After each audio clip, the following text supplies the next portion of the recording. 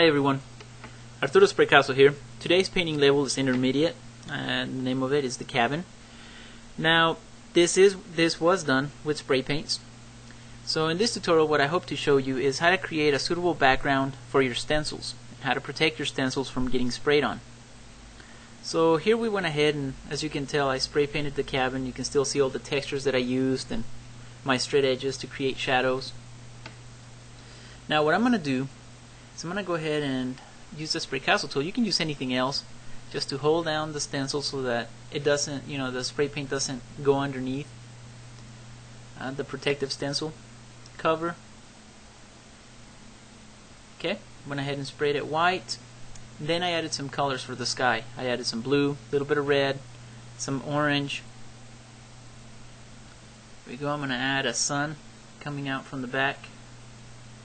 Just a little bit, not too much. It's not going to be like a very bright sun or anything. Now then, let's go ahead and add a little bit of white and a little bit of red. Okay, I'm going to use this as my leaves in the background. This is going to be distant trees just back here. Now I know you guys are probably wondering, well, how did you do the cabin? Well, that's going to be another advanced tutorial. I'm going to show you how to create a better cabin, more realistic. But like I said, that's for the next tutorial. In this one, I hope to show you how to, like I said, how to create suitable backgrounds for your stencils. Things to think about when creating this. Here I mixed a little bit of green and black. I have more green than black, as you can tell. I didn't want my leaves to be too black, too dark of a green. So just a little bit of black and some green. Okay, I did this to both sides. Then I spray painted some black. And now I'm just adding highlights. And the way I did that is I just used a little bit of white, sprayed some green into it. You see how I'm creating the ground here? This is another technique that I use a lot. I use my straight edge to control where the spray is, or where the spray goes. Here I'm just adding yellow and some orange and also some brown, just creating a ground. Now I'm not making it too dark.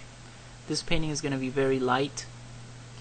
Using the Spraycasso funnel, I went ahead and created a tree, and I'm going to use a little bit of orange, brown, and some white.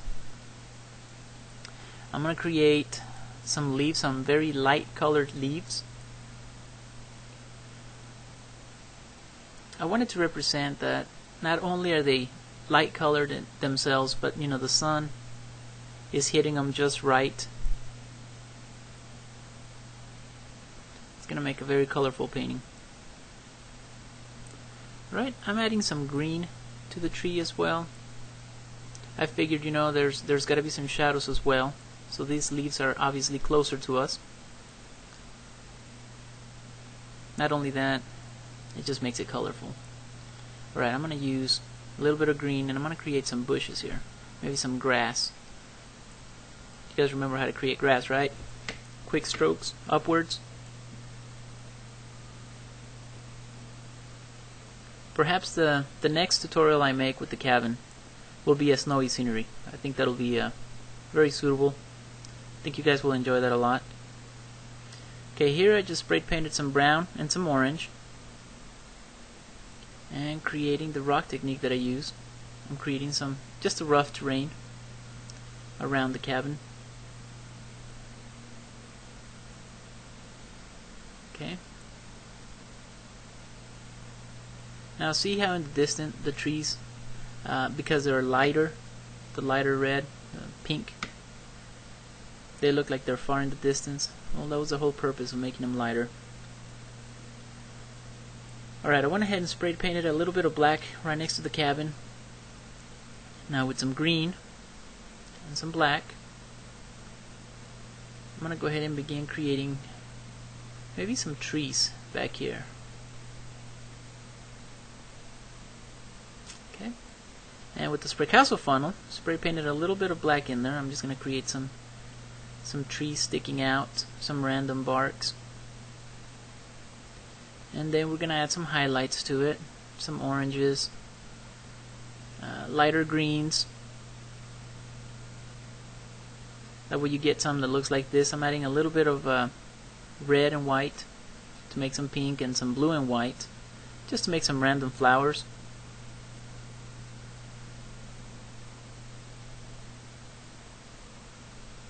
Okay, let's add some right here.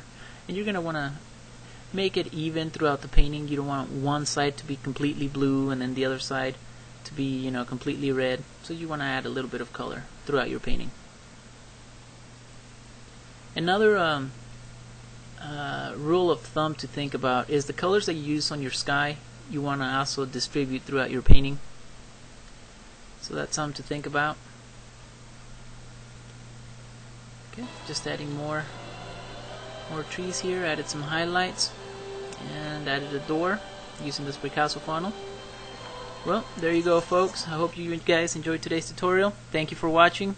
Until next time.